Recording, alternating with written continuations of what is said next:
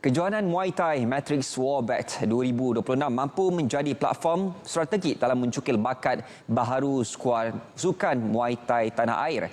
Penganjurannya juga dapat mempromosikan Negeri Sembilan sebagai destinasi sukan dan pelancongan. Kejohanan anjuran Matrix Konsep melalui unit hospitality-nya bersama Persatuan Muay Thai Negeri Sembilan disertai lebih 100 peserta dari seluruh negara. Sambutannya menggalakkan dengan kehadiran kira-kira 5,000 penonton.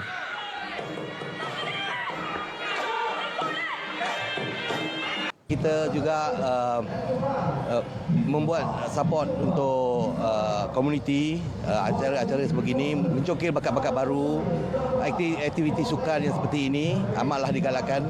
Dan bagi kita sempena Tahun Melawat Negeri Sembilan, saya juga berbangga hari ini kita dapat menggalakkan penyertaan daripada beberapa negeri di mana yang paling jauh kita rasa di Perlis.